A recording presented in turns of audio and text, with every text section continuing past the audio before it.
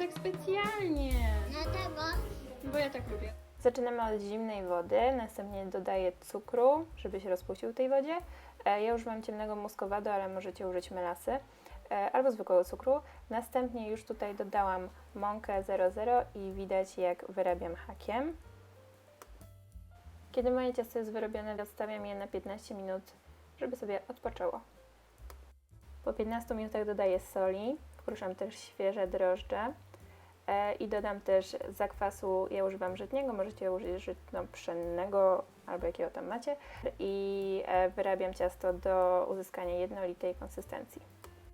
Gotowe ciasto wyjmuję na blat obsypany mąką, może to być już zwykła mąka, nie musi być 00 i wyrabiam tak mniej więcej, żeby było takim jednolitym, zbitym, nie bardzo klejącym się ciastem. Nie wiem, czy to ma sens, to co powiedziałam.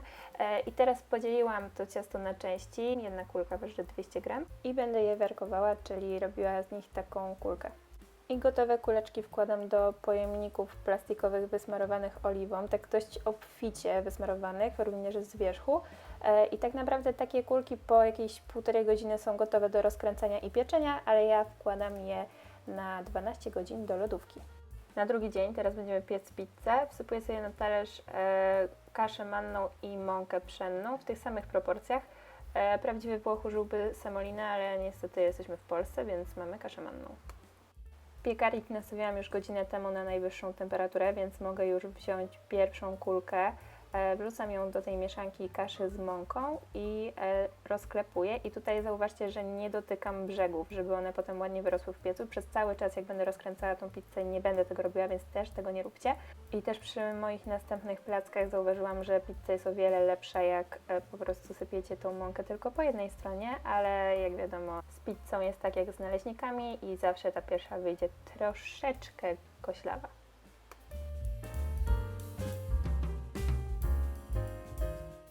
I tutaj już widzicie, jak posypuję moją deskę mąką.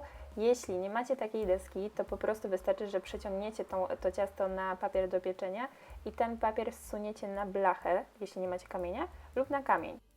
I tutaj już widzicie, jak rozsmarowałam sos na pizzę i będę wrzucała pizzę do pieca. Troszkę za daleko poleciałam, ale potem to poprawiłam, więc nie było problemu. Po 4 minutach w piecu ja wyjmuję tą pizzę i układam ser. I tak w sumie ta pizza jest tam z 6-7 minut. Gotową pizzę wyjmuję. Tutaj też można się łatwo oparzyć, tak samo jak przy układaniu sera. Kroję i jest gotowa, także polecam wszystkim smacznego.